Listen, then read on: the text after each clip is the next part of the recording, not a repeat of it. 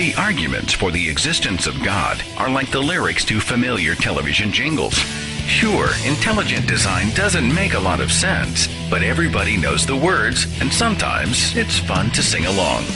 So, the Thinking Atheist presents our top 10 favorite creationist arguments.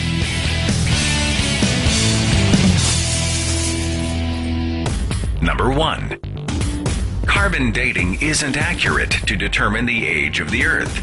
Well, perhaps that's why carbon dating isn't the preferred method for dating rocks and fossils. In fact, there are a great many methods of radiometric dating that accurately measure the decay of radioactive elements in rocks, meteorites, and fossils. And those methods can confidently measure the age of planet Earth to be 4.5 billion years.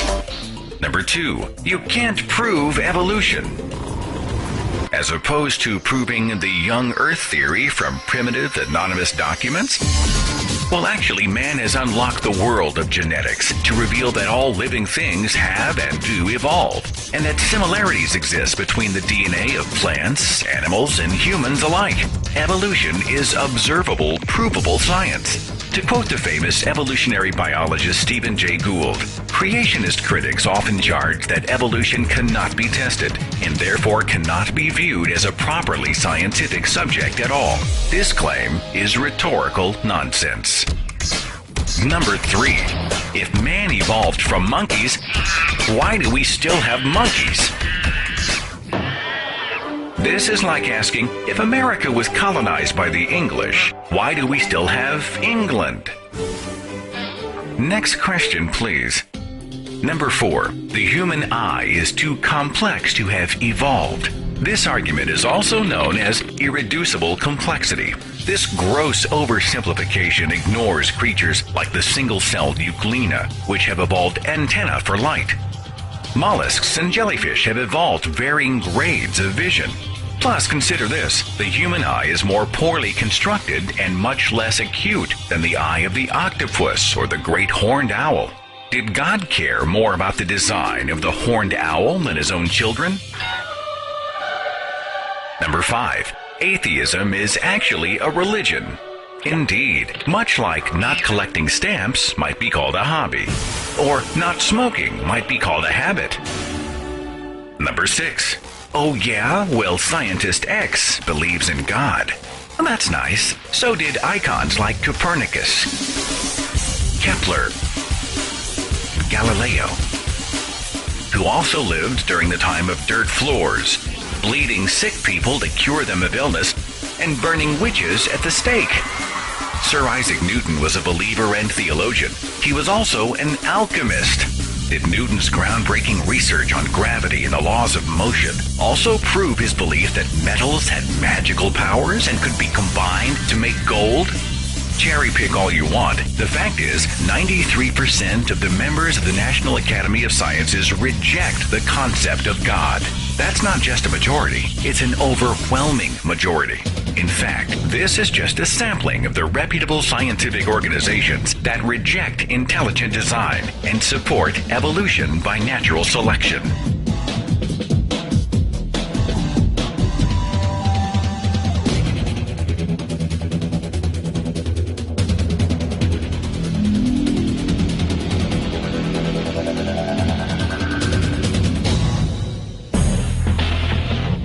Number 7. So you're saying that everything happened by chance? No. Well, chance certainly plays a part in the evolutionary cycle, but natural selection promotes non-random change of specific desirable traits over time. Living organisms didn't just pop into existence by chance, but they did evolve over millions, sometimes billions of years. Number 8. America was founded as a Christian nation. Actually, the U.S. Constitution never mentions God, and the mention of religion in Article 6 and the First Amendment serve to separate religion from government altogether. The words "In God We Trust" weren't printed on American coins until 1863, after a religious surge during the Civil War. Paper money didn't have it until 1957. The words "under God" weren't even in the original Pledge of Allegiance. They were added by Congress in 1954. and many of our founding fathers were either deist or ambivalent about the Christian God, including Thomas Jefferson, Benjamin Franklin, James Madison, John Adams, Thomas Paine, and even George Washington. Number 9. The second law of thermodynamics. We love this argument because it is thrown out so flippantly and with so little understanding. In a nutshell, the second law of thermodynamics says that systems must become more disordered over time. So, complex living cells and organisms couldn't have come out of basic inanimate chemicals. In other words, more time means more chaos. What creationists fail to mention is that this law only works in a closed system where no energy or matter leaves or enters. The Earth is not a closed system. It receives outside heat and light from our sun's nuclear fusion, fueling simple organisms so that they can become more complex by consuming other forms of life and non-living materials. Here's an easy way to frustrate this argument when a Christian brings up the second law of thermodynamics. Ask him what the other laws are. When he shrugs and stares into space, you'll know how truly informed he is on the subject. And finally, number 10, our favorite. Adolf Hitler was an atheist. Well, actually, Hitler was raised Roman Catholic. In Mein Kampf, Hitler speaks of the creator of the universe and says the Aryan race was created by God. His religious views, or lack of them, remain in dispute. But using the name of history's greatest tyrant isn't an argument. It's a provocation that has nothing to do with the concept of evolution or creation. Invoking Hitler is a hot button designed to distract people from the true evidence that God only exists in the imagination of man. So there they are, our top 10 favorite creationist arguments. The next time you come up against one of these, just remember that your worldview is based on evidence.